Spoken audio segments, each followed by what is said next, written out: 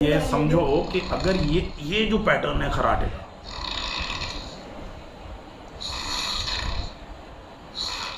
हर बार सांस को खींचने में आपको स्ट्रगल करना पड़ रहा है। अच्छा, ये रात को हम सो रहे हैं बेशक 8 घंटे, लेकिन आपकी इससे नींद पूरी नहीं होगी। आप पूरे दिन आपको ऐसा लगेगा जैसे अभी थोड़ा टाइम मिल जाए तो सो जाए। मेरे को नींद बहुत आती है। और फिर कभी कभी ऐसा भी होगा कि आप थोड़ी देर के लिए बैठे हो, कोई आपसे बात नहीं कर रहा, थोड़ी देर में तो आपको खराटे चालू हो जाएंगे। हाँ, आजकल यही होने ये लग क्यों गया। होने लग गया है? अच्छा, ये केवल ये खराटे की बीमारी नहीं है, इसको केवल खराटे की बीमारी मत समझो। इसको खराटे। और ये केवल आपको हो रही है ऐसा भी नहीं है, अपन ऐसा मान लें कि हम कॉमन है, बहुत सारे लोगों को ऐसा हो रहा है। ठीक है, यही है। जिनका भी वजन थोड़ा ज़्यादा हो गया, जिनका भी ये थोड़ा ज़्यादा बढ़ गया। मैं तो मैं यही पूछने वाली थी आज की, कहीं मेरे यहाँ कोई वो बंद प्रॉब्लम तो नहीं हो गया कुछ? नहीं, बंद तो अभी कुछ नहीं हुआ, लेकिन अगर अभी ध्यान नहीं दोगे तो ये दिक्कत कर देगा। ये जो खराटे हैं ना, ये खतरनाक वाले हैं। वही सर मैं सोचती इसके लिए सबसे बढ़िया जो एक चीज़ पर फोकस कर लो कैसे भी करके, और वो क्या है, आप पूरे दिन में या रात तक 24 घंटे में जो आपको ऑक्सीजन चाहिए वो कम से कम आप पूरी पहुंचाओ शरीर को। क्योंकि खराटे तो ये तो दूसरे को नींद, हाँ, दूसरे को नींद नहीं आ रही, सर दिन में हमें खराबी लग रही है, दिन में किसी की वो तो चलो समझ में आता ये है। दिन में भी कराटे आ रहे हैं इसको। लेकिन इस समस्या को केवल खराटे ना मानते हुए ये मान के चलो कि शरीर में ऑक्सीजन की कमी हो रही है। ऑक्सीजन की जहाँ जहाँ ज़्यादा कमी हो जाएगी उस ऑर्गन से रिलेटेड बीमारी बढ़ जाएगी। तो हो सकता है पैनक्रियाज में ऑक्सीजन कम पहुँचे तो पैनक्रियाज खराब हुआ तो पाचन बिगड़ेगा एक्सोक्राइन में, और एंडोक्राइन में शुगर आ जाएगी। अगर आंतों पे खून की चाल कम हुई, ऑक्सीजन कम हुआ, आंतों की चाल कमज़ोर पड़ जाएगी, पेट हमेशा फूला रहना चालू हो जाएगा। ऑक्सीजन की कमी हुई, याददाश्त खराब होना चालू हो जाएगी। ऑक्सीजन की कमी हुई, आंखें खराब होना चालू हो जाएंगी। ऑक्सीजन की कमी हुई, पूरे त्वचा में गड़बड़ी आना चालू हो जाएगी। बाल झड़ना, चिड़चिड़ापन आना, गुस्सा बढ़ना, ये बहुत कॉमन हो जाएगा। इसलिए सबसे ज़्यादा अच्छा इलाज इस समस्या का ये है, अपने को पता है कि अपने को खराटे आ रहे हैं, तो दिन में 2 बार या 3 बार कम से कम 20-20 मिनट का समय निकाल करके प्राणायाम करो। अच्छा, प्राणायाम का मतलब क्या होता है? प्राणायाम का और कोई मतलब नहीं है। प्राणायाम का मतलब है कि आप ज़्यादा मात्रा में शरीर में ऑक्सीजन पहुंचा दो, और शरीर में जो कार्बन डाइऑक्साइड जनित होती है, जो बनती है, वो आप बाहर निकाल दो। अगर ये कर लिया तो आपको आराम हो जाएगा।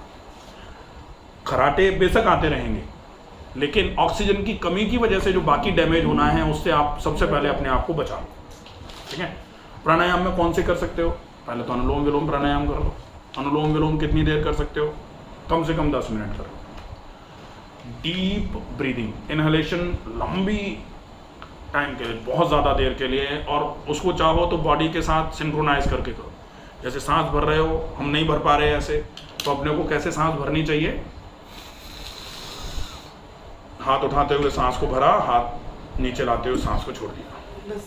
हाँ, भस्त्रिका ही है, पूरा डीप ब्रीदिंग है। हाथ को साइड में ले जाते हुए सांस को भरा, हाथ को आगे लाते हुए सांस को छोड़ दिया। कम से कम 30-30, 50-50 बार हर मूवमेंट होना चाहिए, एक बार में दिन में 3 बार। ठीक है?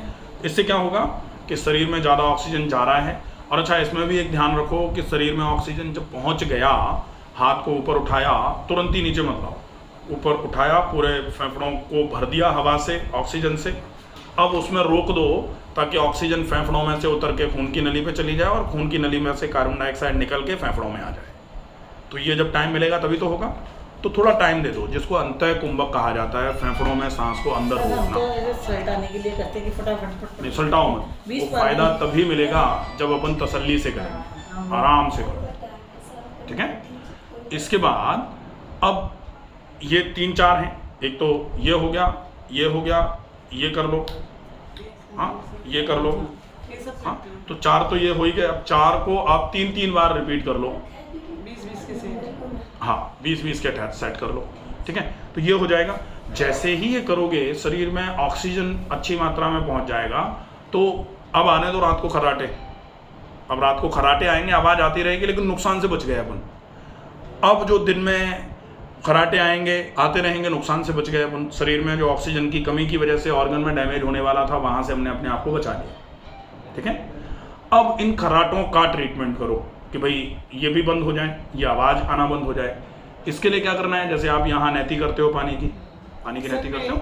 मैं हूँ जो एक रबड़ नीति करती हूँ। इतनी लेडीज में ना रबर नैती हो जा रही है आराम से तो नहीं हो अभी, मतलब कल नहीं हुई वो तो थी, जा रही है, लेकिन आज मैंने दोनों नाक में कर ली थी। मैं रोज तो कोशिश अब अपन ये करती ध्यान हूँ। रखेंगे, सप्ताह में 2 बार रबर नैती करेंगे और रोज पानी की नैती करोगे।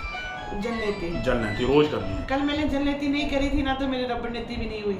नहीं, जल नैती तो रोज करो। जल नैती का मतलब क्या, नाक को धोना ही तो है। हाँ, गुनगुने पानी में नमक डाल के नाक को अंदर से धो लिया। कान में छेद वाली कर सकते हैं। हाँ, जिनको कान में कोई प्रॉब्लम है, कान में मवाद आता है या फिर पानी आता है या गीला रहता है कान, उनको नहीं करना चाहिए पानी की नैती। वो रबर नैती कर सकते हैं लेकिन। ठीक है, एक चीज। दूसरा, जैसे ही इसको कर लोगे, इसके बाद नाक को अच्छे से छिड़को, उसके बाद फिर सफेदे की भाप लो। यहाँ तो मैं लेती हूँ 3 टाइम। तीनों टाइम लो। घर पे भी लेना है। सर सफेदे कहाँ से आते हैं? सफेदे के पत्ते, सफेदे का पेड़ मिल जाएगा कहीं भी। अगर मान लो पेड़ नहीं मिले तो सफेदे का तेल मिल जाएगा, जिसको यूकेलिप्टस ऑयल बोला जाता है।